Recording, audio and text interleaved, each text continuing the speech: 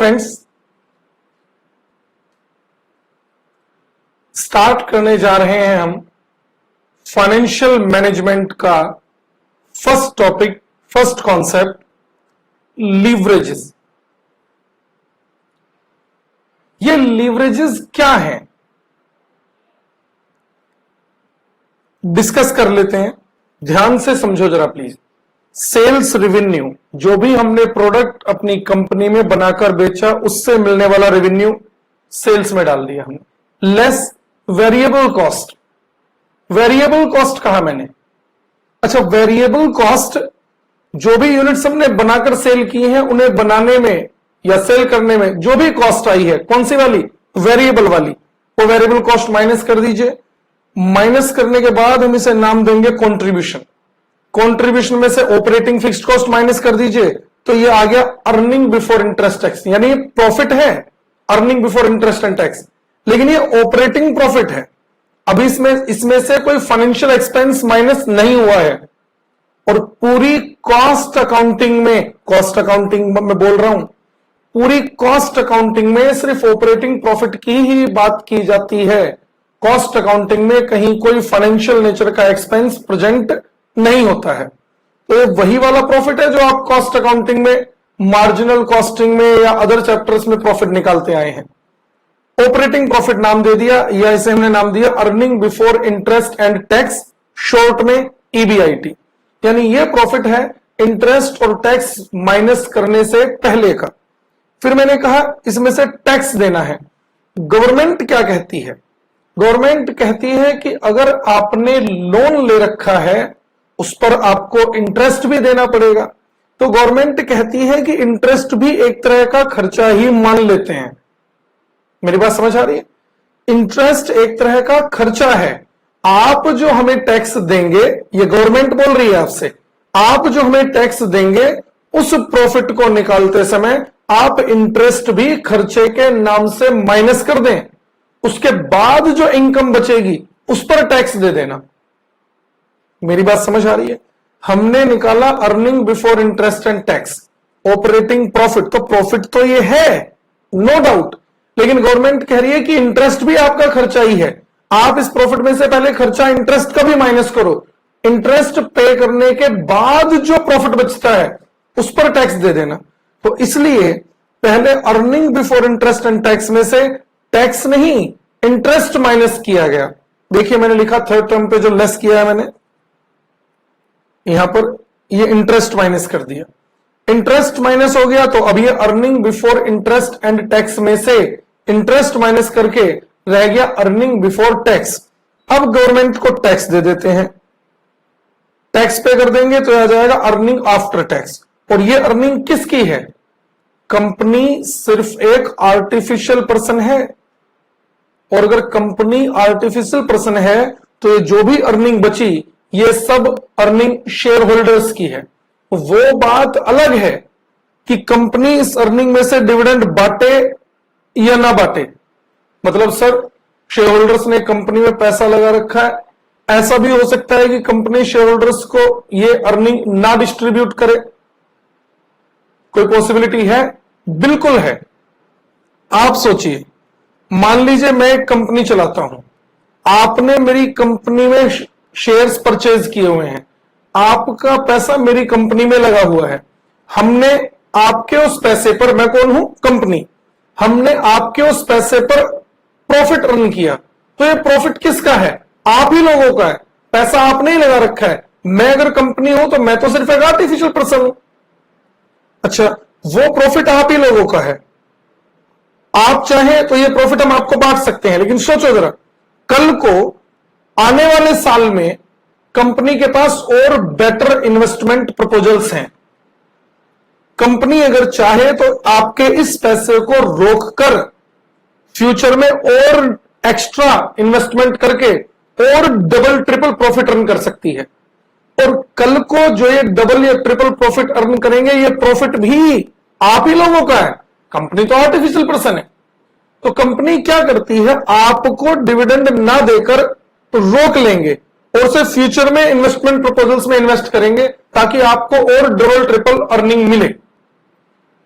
अगर उस अर्निंग में से कंपनी ने आपको बांट दिया तो नाम देंगे डिविडेंड, और अगर कंपनी ने वो प्रॉफिट आज ना बांटकर रोक लिया तो हम उसे नाम देंगे रिटेन्ड अर्निंग। क्या नाम देंगे? Retained earning. अर्निंग में से अगर शेयर होल्डर्स को डिस्ट्रीब्यूट कर देते हैं तो हमने उसे नाम दिया डिविडेंड, और अगर रिटेन कर लेते हैं, रोक लेते हैं फ्यूचर इन्वेस्टमेंट प्रपोजल्स के लिए, तो हम उसे नाम देंगे रिटेन्ड अर्निंग। आपने रिटेन्ड अर्निंग बैलेंस शीट में नहीं देखी है क्या?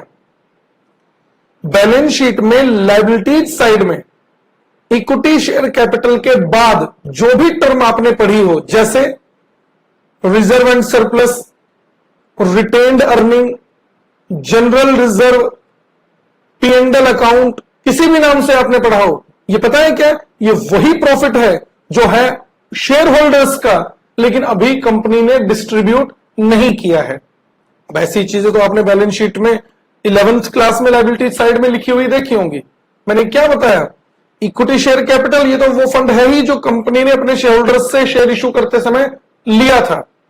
बाकी जो भी नाम आपने देखा हो, रिजर्व एंड सरप्लस लिखा हो, जनरल रिजर्व लिखा हो, प्रॉफिट एंड लॉस अकाउंट लिखा हो, या रिटेन अर्निंग ही लिखी हो, ये सब क्या है? ये वो प्रॉफिट है जो कंपनी ने अपने शेयर होल्डर्स के लिए ही अर्न किया है, लेकिन अभी डिस्ट्रीब्यूट नहीं किया है।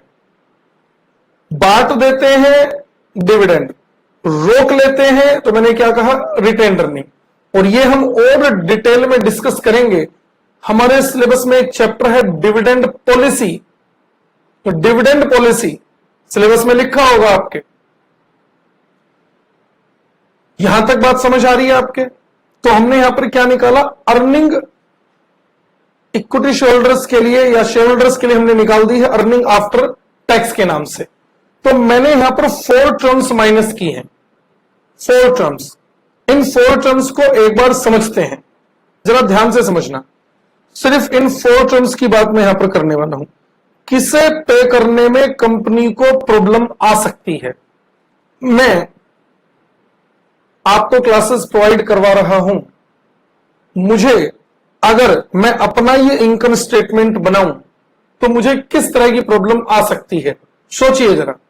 जिस दिन मैंने ये डिसीजन लिया होगा कि हां, अपना स्टूडियो ऑपरेट करते हुए, स्टूडियो बनवाकर हम अपनी अलग से क्लास रिकॉर्ड करके स्टूडेंट्स को डिस्ट्रीब्यूट करेंगे, तो मेरे सामने क्या प्रॉब्लम आई होगी? सोचो जरा। अच्छा, आप लोगों को ये क्लासेस बेची जाती हैं, क्या मिलता है आपको? एक हार्ड कॉपी ऑफ नोट्स यानी बुक मिलेगी, पेन ड्राइव मिलेगी, और क्या मिलेगा? आपको कोरियर अगर हमें कराना है तो कोरियर चार्जेस बियर करने पड़ेंगे हमें। तो मैंने क्या कहा? ये कैसी कॉस्ट है? ये वेरिएबल कॉस्ट है।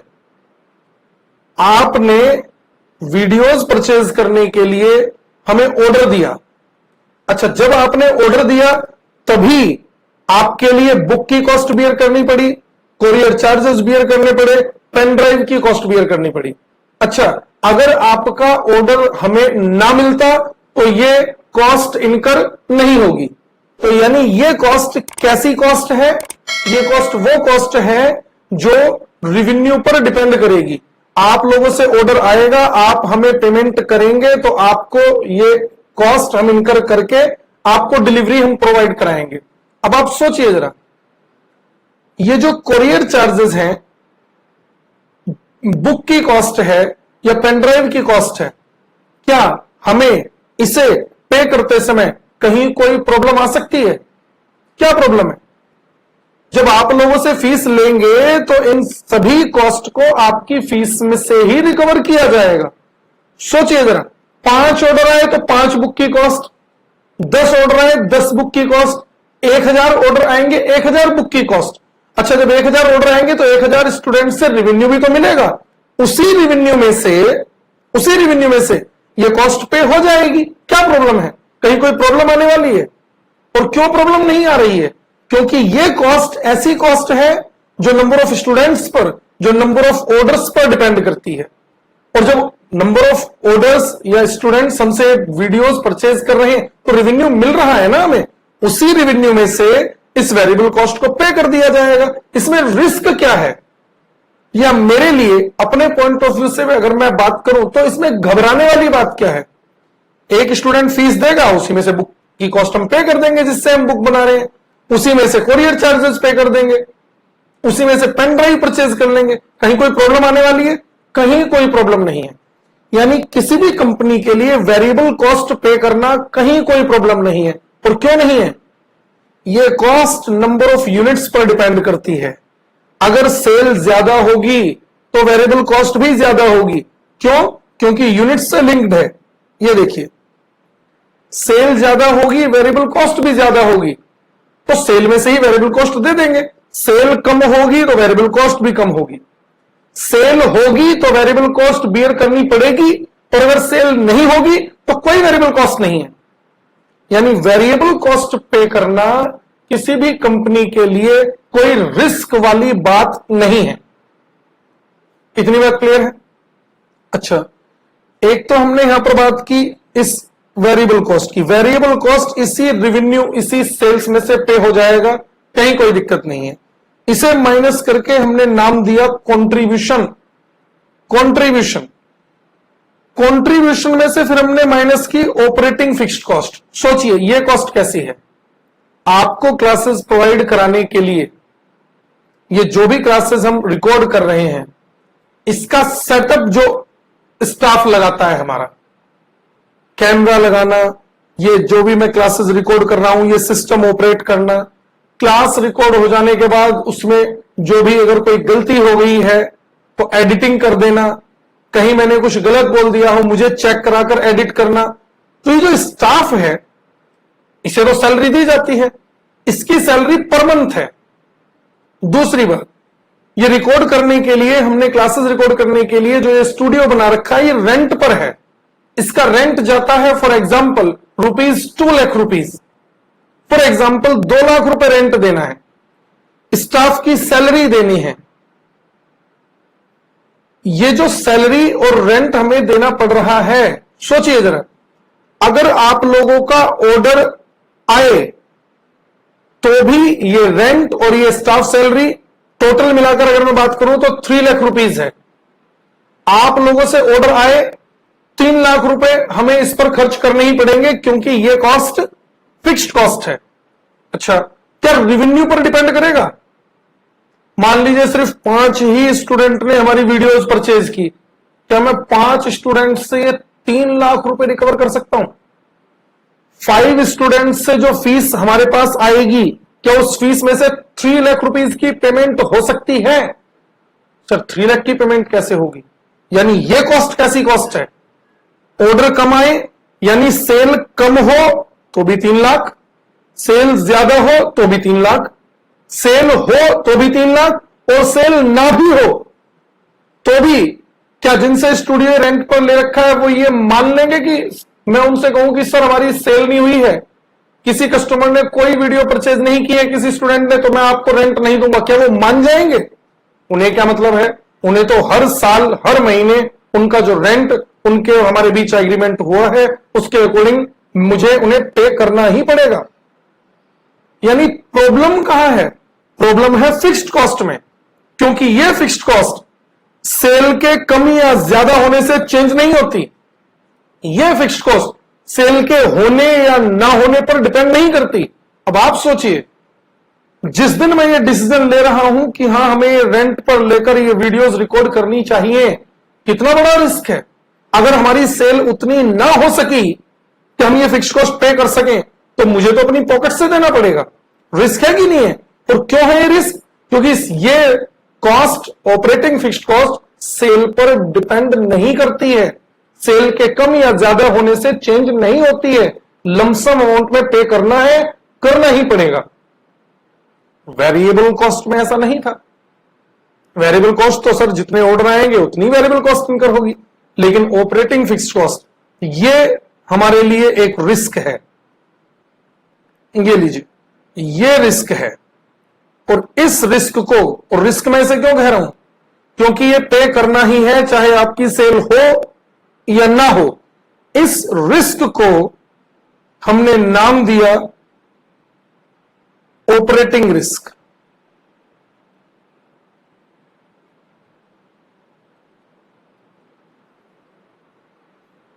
ऑपरेटिंग रिस्क ये माइनस कर दिया तो हमने लिख दिया earning before interest and tax. ये हमारी अर्निंग है, इसमें से भी इंटरेस्ट और टैक्स और पे करना बाकी है।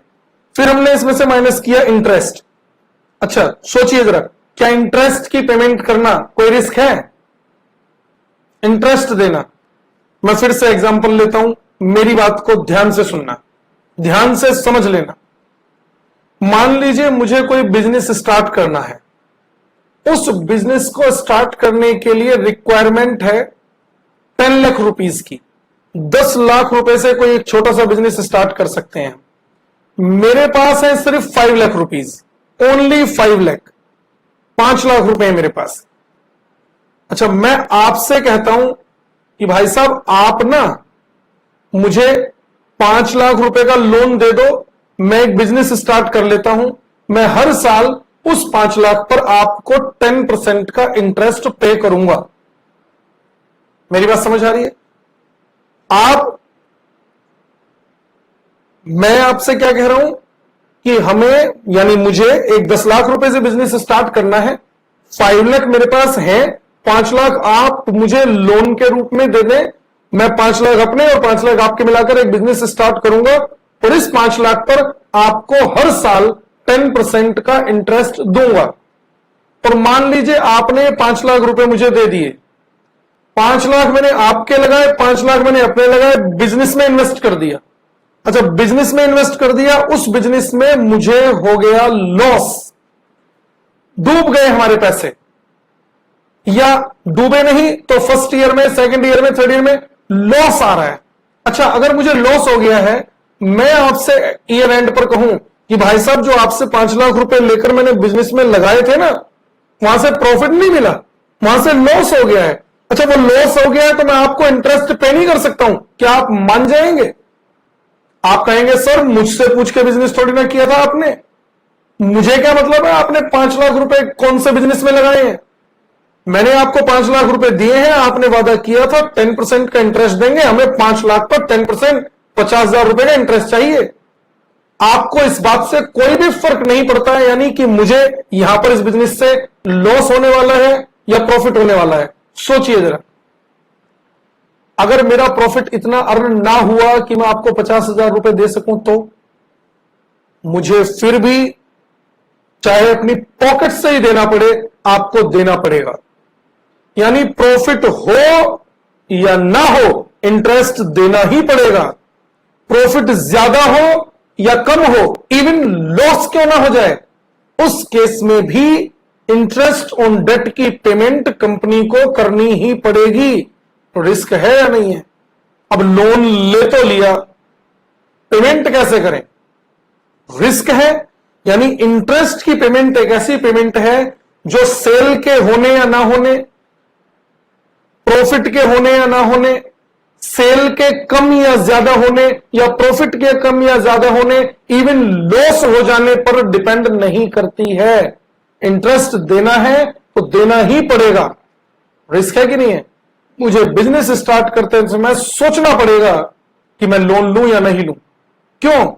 मुझे बिजनेस स्टार्ट करते समय यह सोचना पड़ेगा कि मुझे इतने अमाउंट का इंटरेस्ट हर साल पे करना ही है, और अगर मैं इतनी अर्निंग नहीं कर पाता हूं कि मैं इंटरेस्ट दे सकूं तो अपनी पॉकेट से देना पड़ेगा।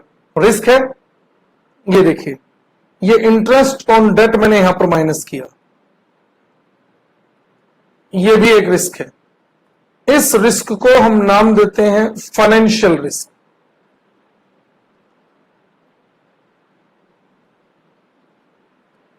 फाइनेंशियल रिस्क मैंने अभी एग्जांपल लिया, आपने ध्यान दिया, मैंने कहा 5 लाख मेरे, 5 लाख आपसे उधार लेकर बिजनेस में लगा दिया, लॉस हो गया, चाहे लॉस हो चाहे प्रॉफिट, आपको मैं 50,000 रुपए हर साल इंटरेस्ट पे दूंगा ही, इसलिए रिस्क है।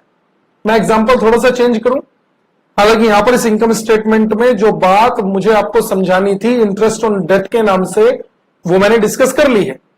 मैं कुछ और एक्स्ट्रा डिस्कस करूं। ध्यान से सुनना जरा प्लीज। मैं इसी एग्जाम्पल को अपने चेंज करता हूं, इसी एग्जाम्पल को चेंज करता हूं। मुझे 10 लाख रुपए से बिजनेस स्टार्ट करना है, मेरे पास 5 लाख रुपए हैं। मैं आपसे कहता हूं कि भाई साहब 5 लाख रुपए मेरे पास हैं, 10 लाख रुपए से बिजनेस स्टार्ट हो सकता है, 5 लाख रुपए आप लेकर आइए और आप और हम पार्टनरशिप में 5 लाख रुपए आप लगाइए, 5 लाख रुपए हम मैं लगाऊंगा, 50-50% की पार्टनरशिप में बिजनेस स्टार्ट करते हैं। तो अब हमने क्या किया, 5 लाख रुपए मैंने अपने लिए, 5 लाख रुपए आपके लिए, लोन नहीं लिया है, पार्टनर बना रहा हूं आपको। एक बिजनेस मिलकर स्टार्ट कर रहे हैं, 5 आपके 5 मेरे, 10 लाख से बिजनेस स्टार्ट हो गया। जो प्रॉफिट हुआ उस बिजनेस से, मैं आपसे कहूं कि भाई साहब ये जो प्रॉफिट है ना, चाहे कितना ही लाखों रुपए का प्रॉफिट मैंने अर्न क्यों ना किया हो, वो जो प्रॉफिट हुआ ना, मैं आपको कहूं कि भाई साहब आपने 5 लाख रुपए लगा रखे हैं, ये लो 10% का ब्याज ले लो, आप मान जाएंगे? अगर आपसे लोन लिया होता, मैंने कितना ही प्रॉफिट क्यों ना अर्न किया होता, मैं आपको 50,000 रुपए इंटरेस्ट के देता, आप कुछ नहीं कह सकते थे, क्योंकि आपने लोन दे रखा है। तो लोन देते समय हमारा एग्रीमेंट 10% के इंटरेस्ट का ही हुआ था। लेकिन मैं क्या कह रहा हूं, आपको पार्टनर बनाकर अगर मैं बिजनेस स्टार्ट कर रहा हूं, वहां से जो प्रॉफिट होगा, आप क्या कहोगे, आप 50,000 लोगे मुझसे? आप कहोगे सर 50-50% की पार्टनरशिप है, आधा इंटरेस्ट आधा प्रॉफिट डिस्ट्रीब्यूट करो हमें, तो उस प्रॉफिट में आपका 50% का शेयर होगा। क्या कोई रिस्क है मेरे लिए? रिस्क बोल दिया है मैंने। प्रॉफिट होगा तो उसी प्रॉफिट में से आपको बांट दूंगा। अच्छा, अगर मान लीजिए बिजनेस में लॉस हो गया तो, अच्छा लॉस हो गया तो आपको मैं आपको अब भी 50,000 रुपए दूंगा क्या? नहीं। अगर लॉस हुआ है तो उसमें भी 50% का शेयर आपका है। क्या आपको मुझे कोई पेमेंट करनी पड़ेगी? कोई पेमेंट नहीं करनी है। बात समझ आ रही है? ये मैं आपको बहुत सिंपल से एग्जांपल से क्या समझाना चाह रहा हूं, समझ रहे हो? किसी भी कंपनी का डिबेंचर खरीद लेना बिल्कुल ऐसा ही है जैसे किसी कंपनी को लोन दे दिया गया हो, और किसी भी कंपनी का शेयर खरीद लेना बिल्कुल ऐसा ही है जैसे आप उस कंपनी में अर्न किए जाने वाले प्रॉफिट में एक भागीदार बन गए हो, एक पार्टनर बन गए हो। और आप सीधा सीधा हिंदी मीनिंग बताना जरा मुझे शेयर का। शेयर वर्ड इंग्लिश वर्ड है, क्या उसका हिंदी मीनिंग बता सकते हो? शेयर का हिंदी मीनिंग क्या है? हिस्सा। वो हिस्सा क्या है? वो हिस्सा है कि जिस कंपनी का आपने शेयर खरीदा है, उस कंपनी के द्वारा अर्न किए गए प्रॉफिट में आपका भी एक शेयर है, आपका भी एक हिस्सा है। मान लो किसी कंपनी के शेयर कैपिटल में 10,000 शेयर हैं, किसी कंपनी की बैलेंस शीट में 10,000 शेयर्स हैं।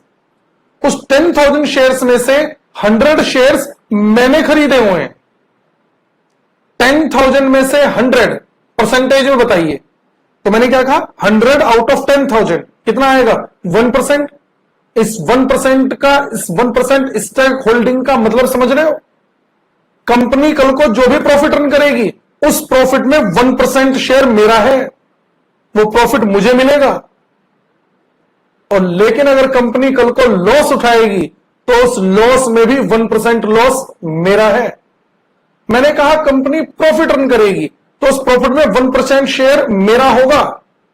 वो बात अलग है कि कंपनी आज ही बांटे या ना बांटे। बताया मैंने आपको, अगर कंपनी बांटती है तो मैं कहूंगा डिविडेंड मिल गया, और अगर कंपनी रोक लेती है तो वो हमारी ही अर्निंग कंपनी ने अपनी बैलेंस शीट में reserve and surplus, general reserve, P&L account, retain earning के नाम से दिखा रखी होगी। क्लियर है यहां तक? इंटरेस्ट हर कंडीशन में देना ही पड़ता है, डिविडेंड के साथ ऐसा नहीं है, शेयर होल्डर्स के साथ ऐसा नहीं है।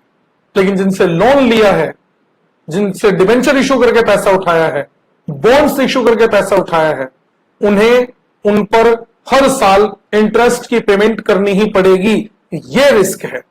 प्रॉफिट हो या लॉस, प्रॉफिट कम हो या ज्यादा हो, सेल हो या ना हो, इंटरेस्ट ऑन डेट हमेशा पे करना ही पड़ेगा। अगर लॉस हो गया है तो अपनी पॉकेट से देना पड़ेगा, इसलिए हम इसे कह रहे हैं रिस्क। और इस रिस्क को हमने क्या नाम दिया? Financial risk. आगे देखो जरा, फोर्थ एलिमेंट मैंने क्या माइनस किया लास्ट में? इंटरेस्ट ऑन डेट माइनस करके हमने लिखा अर्निंग बिफोर टैक्स। अब इसमें से टैक्स देना है। टैक्स किसे देना है? गवर्नमेंट को। गवर्नमेंट को इनकम टैक्स दे रहे हैं। क्या इनकम टैक्स देना कोई रिस्क है? सोचिए जरा। सर इनकम टैक्स प्रॉफिट होगा तो देना है, प्रॉफिट होगा तभी तो इनकम टैक्स देना है। मुझे लॉस हो गया तब भी गवर्नमेंट कहेगी कि आपको लॉस हो गया, आप हमें टैक्स दो। अब किस बात का टैक्स दें? टैक्स इनकम पर लग रहा है, जब इनकम ही नहीं है तो टैक्स किस बात का? अच्छा, यानी टैक्स की फिगर कैसी होगी? प्रॉफिट है तो टैक्स जाएगा, प्रॉफिट नहीं है तो टैक्स नहीं जाएगा, प्रॉफिट ज्यादा है तो टैक्स भी ज्यादा है, प्रॉफिट कम है तो टैक्स भी कम है, यानी ये टैक्स प्रॉफिट पर बेस्ड होगा। तो क्या कोई रिस्क है? जब प्रॉफिट अर्न कर लिया है तो उसी प्रॉफिट में से ही टैक्स पे नहीं किया जा सकता, उसी प्रॉफिट में से टैक्स भी पे कर देंगे। प्रॉब्लम क्या है? टैक्स देना कोई रिस्क नहीं है। तो यानी इस पूरे इनकम स्टेटमेंट में दो तरह के रिस्क निकल कर आए। वो कौन से? एक जिसे मैंने कहा यहां पर ऑपरेटिंग फिक्स्ड कॉस्ट, और दूसरा जिसे हमने यहां पर कहा इंटरेस्ट ऑन डेट। बात समझ आ रही है क्या? इस इनकम स्टेटमेंट को समझाते हुए मैंने और भी बहुत सारी चीजें आपके साथ डिस्कस कर ली हैं। डिबेंचर खरीदना मतलब कंपनी को एक लोन देने के बराबर है। जिसने कंपनी का डिबेंचर खरीदा है उससे हर साल इंटरेस्ट मिलेगा ही, कंपनी का प्रॉफिट ज्यादा हो या कम हो। शेयर खरीदना, कंपनी के प्रॉफिट में एक शेयर अपना बना लेना है, बिल्कुल वैसे ही जैसे आप पार्टनरशिप कर लेते हैं। बात समझ आ गई है? यहां तक दो तरह के रिस्क निकल कर आए, ऑपरेटिंग रिस्क और फाइनेंशियल रिस्क। हमने इन दोनों रिस्क को कंप्यूट करना है। अब ये कंप्यूटेशन कैसे होगी वो समझिए।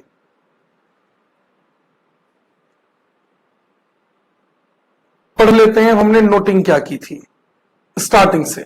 Leverages. Leverages are the tools of measuring risk in a company. एक कंपनी में कितना रिस्क है उसे एनालाइज करने के लिए लीवरेजेस टूल्स कहे जाते हैं। Risk in a company is categorised into following two categories. किसी भी कंपनी में रिस्क को दो कैटेगरी में कैटेगराइज किया जा सकता है। First one is operating oblique business risk and second one financial risk. तो पहले हमने बात की ऑपरेटिंग रिस्क की, ध्यान से समझो। When a company carrying out its day to day operation, operations करो इसे। जब एक कंपनी अपना नॉर्मल बिजनेस करती है, परचेज सेल करती है, then it has to incur some operating fixed cost. तो कंपनी को कुछ फिक्स्ड कॉस्ट है, और ये ऐसी फिक्स्ड कॉस्ट है जो बिजनेस को ऑपरेट करने के लिए जरूरी है। Like factory rent, supervisor salary. अब सुपरवाइजर की सैलरी तो पर मंथ है, आपकी सेल कम हो रही है या ज्यादा इस बात से कोई फर्क नहीं पड़ता। Staff salary. This operating fixed cost is called operating risk, और इस ऑपरेटिंग फिक्स्ड कॉस्ट को हम नाम देते हैं ऑपरेटिंग रिस्क। फिक्स्ड कॉस्ट की ही बात क्यों की है, बात समझ आ गई होगी आपको। वेरिएबल कॉस्ट पे करना कोई रिस्क वाली बात नहीं है, क्योंकि सेल में से ही पे हो सकता है। This operating fixed cost is called operating risk. Operating risk is computed through degree of operating leverage. Degree of operating leverage से हम ऑपरेटिंग रिस्क कंप्यूट कर सकते हैं। DOL presents a relation between contribution and earning before interest and tax, that is EBIT। एक बार जरा देखो जो income statement हमने बनाया है, हम कौन से रिस्क की बात कर रहे हैं? हम इस ऑपरेटिंग रिस्क की बात कर रहे हैं। तो ये कहां से कहां कवर हो जाता है? सर ये रिस्क हमारा कवर हो रहा है यहां से यहां पर कवर हो गया, इसके बीच में दिखाई दे रहा है कि नहीं? तो कवर हो गया, तो इसे हमने क्या नाम दिया था? कंट्रीब्यूशन, और इसे हमने क्या नाम दिया? EBIT। तो कंट्रीब्यूशन अपॉन EBIT कर दो, DOL निकल जाएगा। ऑपरेटिंग रिस्क कितना है, डिग्री ऑफ ऑपरेटिंग लीवरेज। समझ आया आपको? ऑपरेटिंग रिस्क कवर किसके बीच हो रहा है, कंट्रीब्यूशन और EBIT के बीच। तो हमने कहा कंट्रीब्यूशन अपॉन EBIT, ये निकाल दीजिए, DOL आ जाएगा। और देखना यही तो लिखा है, ये देखो, DOL is equal to contribution upon EBIT। Simple सा कॉन्सेप्ट है। चलो, दूसरा रिस्क हमने बात की, फाइनेंशियल रिस्क। फाइनेंशियल रिस्क क्या है, एक एग्जांपल और लेता हूं, ध्यान से सुनना। वर्ड मैं यूज कर रहा हूं यहां पर फाइनेंशियल। फाइनेंशियल रिस्क लोन वाला रिस्क होता है। आप कभी किसी शोरूम में गए हैं? शोरूम, कार का शोरूम हो सकता है, बाइक, स्कूटी, टू व्हीलर, कुछ भी एग्जांपल ले सकते हैं। गए होंगे, खुद नहीं तो किसी फ्रेंड के साथ, किसी को और को परचेज करवाने, किसी की हेल्प करने, कैसे किसी भी तरह से हो सकता है। अच्छा, जब वहां पर जाकर आपने मान लीजिए कोई टू व्हीलर देखा, पहले तो शोरूम वाले आपसे पूछेंगे कि सर कौन सा मॉडल चाहिए, कौन सी बाइक चाहिए, या कौन सी टू व्हीलर आप देखने आए हैं। आप उसे मॉडल बताओगे, वो आपको दिखाएगा। अच्छा, जब वो मॉडल आप देखेंगे, आप पूछेंगे कि सर या मैडम ये कितने का पड़ेगा टू व्हीलर आपको। तो उनका पहला क्वेश्चन क्या होता है, उनका पहला क्वेश्चन, सर कैश लेना है या फाइनेंस कराना है। होता है क्वेश्चन या नहीं, कैश लेना है या फाइनेंस कराना है। मैं वर्ड फाइनेंस का मीनिंग बता रहा हूं आपको। कैश लेना है मतलब आप कैश पेमेंट कीजिए या बैंक से पेमेंट कीजिए, आपको आपकी गाड़ी मिल जाएगी। फाइनेंस कराने का मतलब क्या है, फाइनेंस कराने का मतलब है क्या आपको लोन लेकर परचेज करना है। अच्छा, फाइनेंस कौन करेगा, और आप कहते हैं कि हमें फाइनेंस कराना है, तो वहीं पर उसी शोरूम में एक बैंक डिपार्टमेंट के बंदे भी होंगे, और वो क्या कहते हैं, आपको वहां पर ले जाकर छोड़ देंगे आपसे।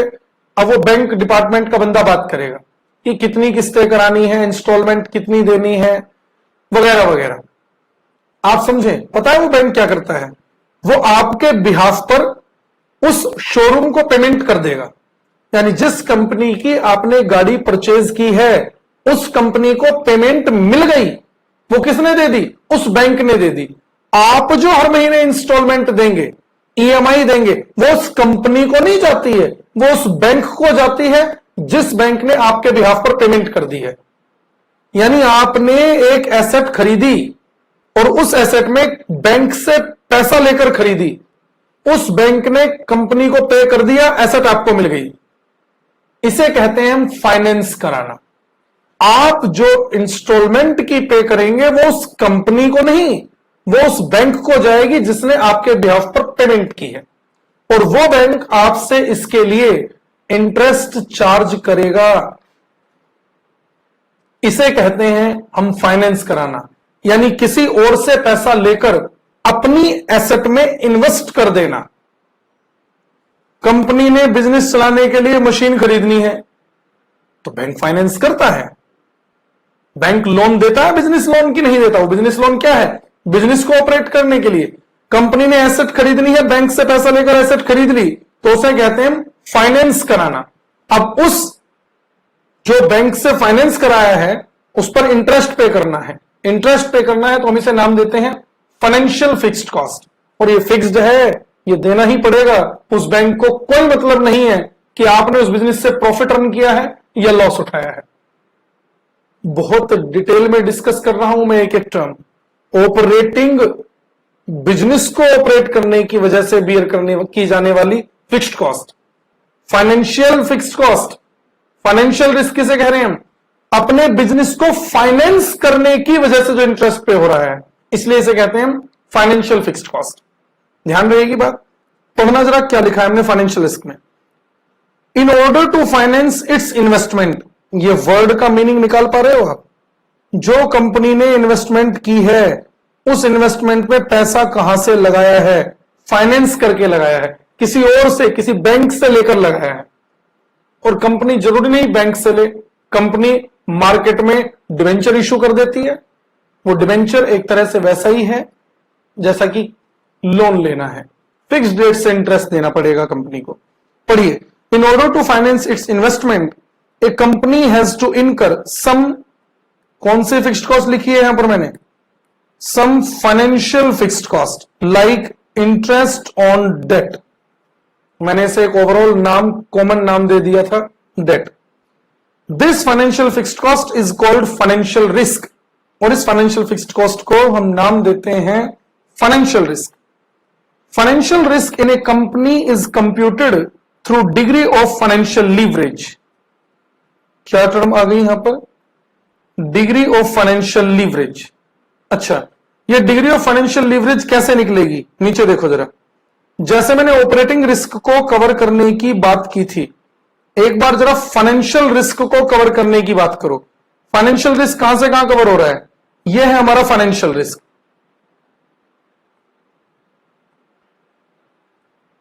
ये देखिए, ये था हमारा ईबीआईटी, और यहां से ये हमारा फाइनेंशियल रिस्क यहां से यहां पर कवर हो गया.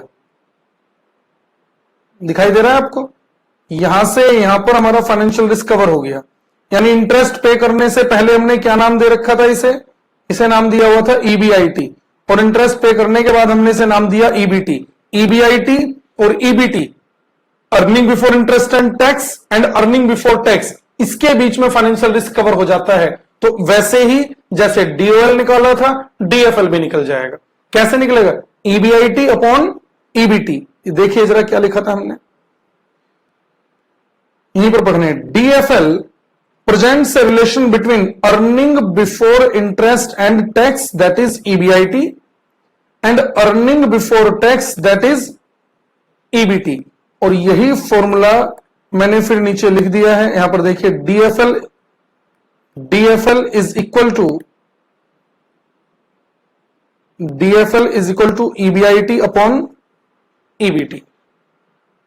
आगे देखो फिर क्या लिखा हमने. Note, higher DOL presents high operating risk in the company, higher DFL presents high financial risk in the company. DOL जितना ज्यादा होगा मतलब उस कंपनी में ऑपरेटिंग रिस्क उतना ही ज्यादा है.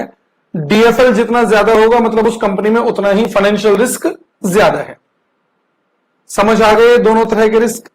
मैंने आपको यहां पर 4 टर्म्स डिस्कस की थी, और मैंने आपको बता दिया कि वेरिएबल कॉस्ट कोई रिस्क नहीं है, टैक्स भी कोई रिस्क नहीं है, क्योंकि वेरिएबल कॉस्ट सेल पर डिपेंड करेगी और टैक्स प्रॉफिट पर डिपेंड करेगा.